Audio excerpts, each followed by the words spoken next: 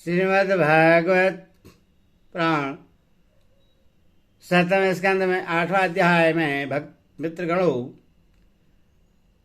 नरसिंह भगवान का प्रादुर्भाव, हिरण्यकशिपु का वध एवं ब्रह्मादि देवताओं की तरह भगवान की स्तुति कथा सुनाऊंगा। आप इसे ध्यानपूर्वक सुने और इस चैनल को लाइक और सब्सक्राइब करें। आपका कल्याण हो। कथा सुनिए। नारद जी कहते हैं, प्रहलाद जी का प्रवचन सुनकर दैत्य बालकों ने उसी समय से निर्दोष होने के कारण उनकी बात पकड़ ली। गुरु जी की दूषित शिक्षा की और उन्होंने ध्यान ही न दिया। जब गुरु जी ने देखा कि उन सभी विद्यार्थियों की बुद्धि एकमात्र भगवान में स्थिर हो रही है, तब वे बहुत घबराए और तुरंत हिरण्यकशिपु के पास जाकर निवेदन किया। अपने पुत्र प्रहलाद की इस ऐसा और अप्रिय अनीति को सुनकर क्रोध के मारे उसका शरीर थर थर कांपने लगा। अंत में उसने यही निश्चय किया कि प्रहलाद को अब अपने ही हाथ से मार डालना चाहिए। मन और इंद्रियों को बस में रखने वाले प्रहलाद जी बड़ी नम्रता से हाथ जोड़कर चुपचाप हिरण्यकशिपु के सामने खड़े थे और तिरस्कार के सर्वदा अयोग्य थे। परंतु हिरण्यकशिपु स्वभाव से ही क्रूर था। वह पैर की चोट खाए हुए सांप की तरह फुफकारने लगा। उसने उनकी ओर पाप भरी टेढ़ी नजर से देखा और कठोर वाणी से डांटते हुए कहा, मूर्ख, तू बड़ा उद्दंड हो गया है। स्वयं तो नीच है ही, अब हमारे कुल के और बालकों को भी फोड़ना चाहता है। तूने बड़ी ढिठाई से मेरी आज्ञा का उल्लंघन किया है। आज ही तुझे यमराज के घर भेजकर इसका फल चखाता हूं। मैं तनिक सा क्रोध करता हूं तो तीनों लोक और उनके लोकपाल कांप उठते हैं। फिर मूर्ख, तूने किसके बलबूते पर निडर की तरह मेरी आज्ञा के विरुद्ध काम किया है? प्रहलाद ने कहा, दैत्यराज, ब्रह्मा से लेकर तिनके तक सब छोटे बड़े चराचर जीवों को भगवान ने ही अपने बस में कर रखा है। न केवल मेरे और आपके बल्कि संसार के समस्त बलवानों की बल भी केवल वही है।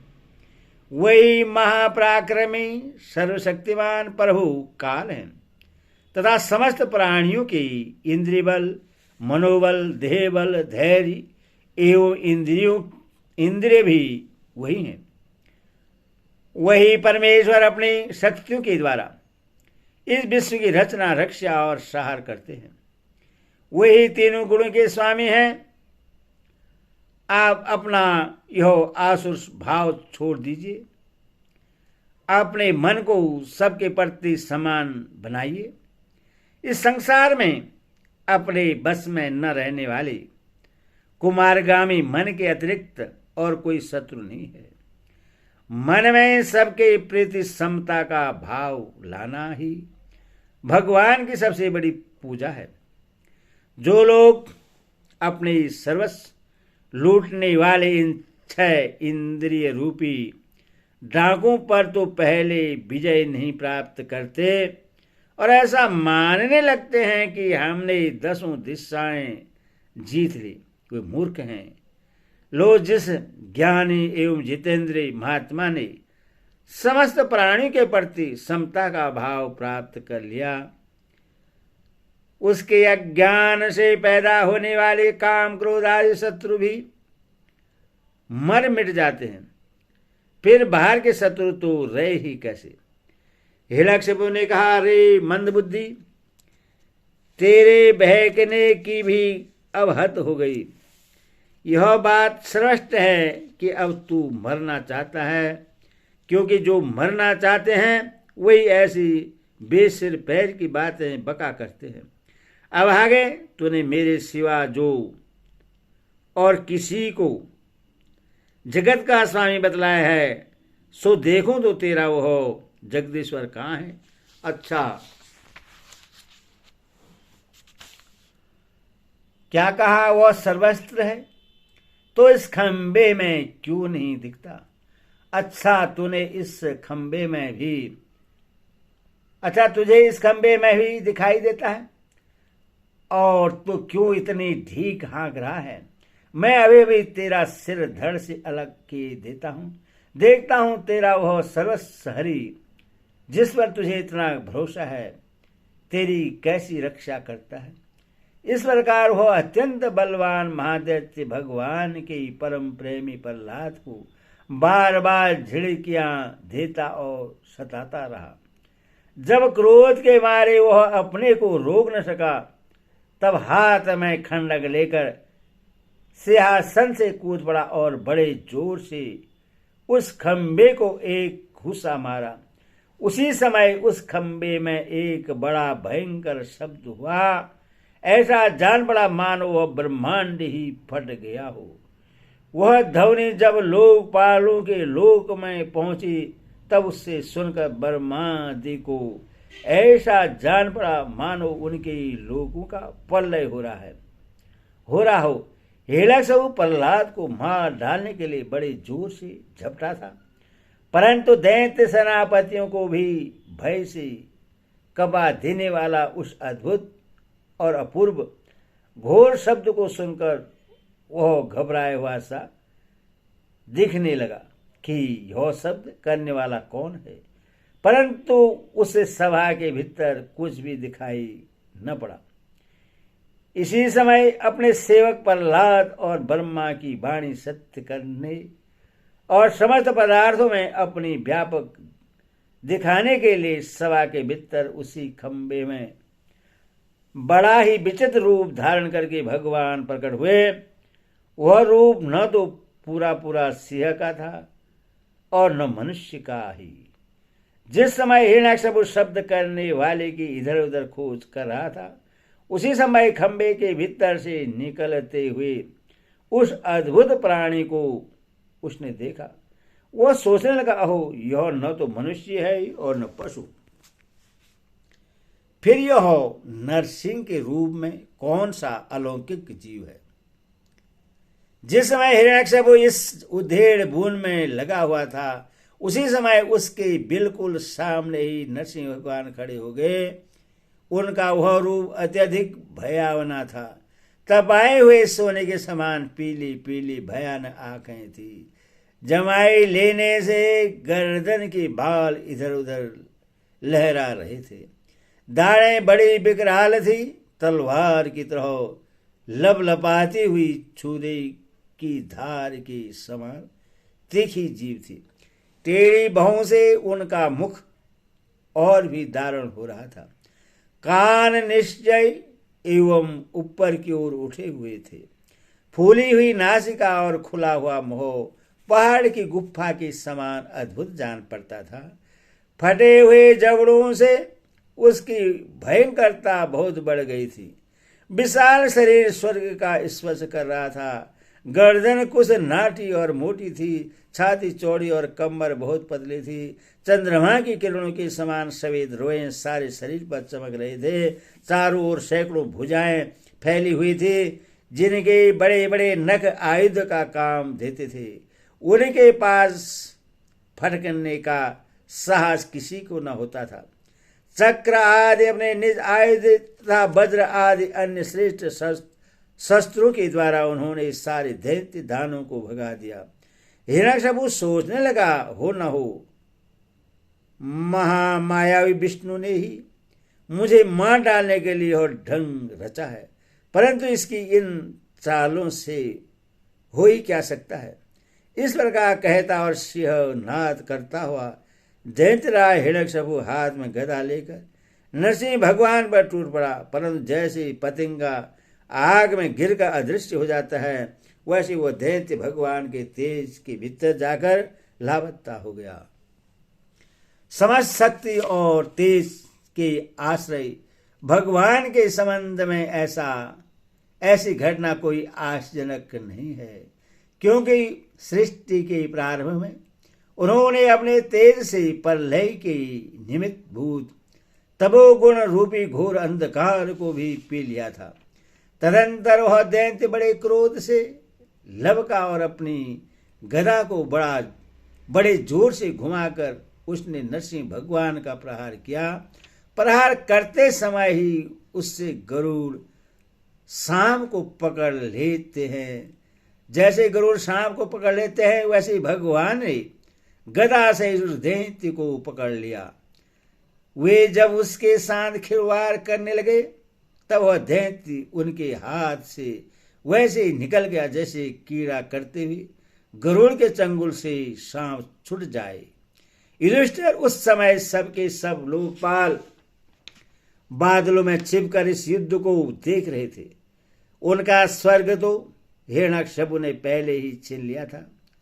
जब उन्होंने देखा कि वह भगवान के हाथ से छूट गया तब वे और भी डर गए। हिरण्यकशिपु ने भी यही समझा कि नरसिंह ने मेरे बलवीर से डरकर ही मुझे अपने हाथ से छोड़ दिया है। इस विचार से उसकी थकान जाती रही और वह युद्ध के लिए ढाल तलवार लेकर फिर उनकी ओर दौड़ पड़ा। उस समय वह बाज की तरह बड़े वेग से ऊपर नीचे उछल कूद कर इस प्रकार ढाल तलवार के पैतरे बदलने लगा कि जिससे उस पर आक्रमण करने का अवसर ही न मिले। तब भगवान ने बड़े ऊंचे स्वर से प्रचंड और भयंकर अट्टहास किया जिससे हिरण्यकशिपु की आंखें बंद हो गई। फिर वह वेग से झपट कर भगवान ने उससे वैसे पकड़ लिया जैसे सांप चूहे को पकड़ लेता है। जिससे हिरण्यकशिपु के चमड़े पर वज्र की चोट से भी खरोच नहीं आई थी वही अब उनके पंजे से निकलने के लिए जोर से छटपटा रहा था। भगवान ने सभा के दरवाजे पर ले जाकर उससे अपनी जांघों पर गिरा लिया और खेल खेल में उसके नखों से उससे उसी तरह फाड़ डाला जैसे गरुड़ महाविषधर सांप को चीर डालते हैं। उस समय उनकी क्रोध से भरी विकराल आंखों की ओर देखा नहीं जाता था। वे अपने लबलबाती हुई जीभ से फैले हुए मुंह के दोनों कोने चाट रहे थे। खून के छींटों से उनका मुंह और गर्दन के बाल लाल हो रहे थे। हाथी को मारकर गले में आंतों की माला पहने हुए मृगराज के समान उनकी शोभा हो रही थी। उन्होंने अपने तीखे नखों से हिरण्यकशिपु का कलेजा फाड़कर उससे जमीन पर पटक दिया। उस समय हजारों दैत्य दानव हाथों में अस्त्र लेकर भगवान पर प्रहार करने के लिए आए, पर भगवान ने अपनी भुजा रूपी सेना से, लातों से और नख रूपी शस्त्रों से चारों ओर खदेड़ खदेड़ कर उन्हें मार डाला। युधिष्ठिर उस समय भगवान नरसिंह के गर्दन के बालों की फटकार से बादल तितर बितर होने लगे। उनके नेत्रों की ज्वाला से सूर्य आदि ग्रहों का तेज फीका पड़ गया। उनके श्वास के धक्के से समुद्र शुद्ध हो गए। उनके सिंहनाद से भयभीत होकर दिग्गज चिघाड़ने लगे। उनके गर्दन के बालों से टकराकर देवताओं के विमान अस्त व्यस्त हो गए। स्वर्ग डगमगा गया। उनके पैरों की धमक से भूकंप आ गया। वेग से पर्वत उड़ने लगे और उनकी तेज की चकाचौंध से आकाश तथा दिशाओं का दिखना बंद हो गया। इस समय नरसिंह भगवान का सामना करने वाला कोई दिखाई न पड़ता था। फिर भी उनका क्रोध अभी बढ़ता ही जा रहा था। वे हिरण्यकशिपु की राजसभा में ऊंचे सिंहासन पर जाकर विराज गए। उस समय उनके अत्यंत तेजपूर्ण और क्रोध भरे भयंकर चेहरे को देखकर किसी का भी साहस न हुआ कि उनके पास जाकर उनकी सेवा करे। युधिष्ठिर, जब स्वर्ग की देवियों को यह शुभ समाचार मिला कि तीनों लोगों के सिर की पीड़ा का मूर्तिमान स्वरूप हिरण्याकश्यपु युद्ध में भगवान के हाथों मार डाला गया। तब आनंद के उल्लास से उनके चेहरे खिल उठे। वे बार बार भगवान पर पुष्पों की वर्षा करने लगे। आकाश में विमानों से आए हुए भगवान के दर्शनार्थी देवताओं की भीड़ लग गई। देवताओं ने ढोल और नगारे बजने लगे। गंधर्वराज गाने लगे, अप्सराएं नाचने लगी। तात इसी समय ब्रह्मा, इंद्र, शंकर और देवता, ऋषि, पितर, सिद्ध, विद्याधर, महानाग, मनु, प्रजापति, गर्दभ, अप्सराएं, चारण और यश, किमपुरुष, बेताल, सिद्ध, किन्नर और सुनंद, कुमंद आदि भगवान के सभी पादर्श उनके पास आए। उन लोगों ने सिर पर अंजनी बांधकर सिंहासन पर विराजमान अत्यंत तेजस्वी नरसिंह भगवान की थोड़ी दूर से अलग अलग स्तुति की।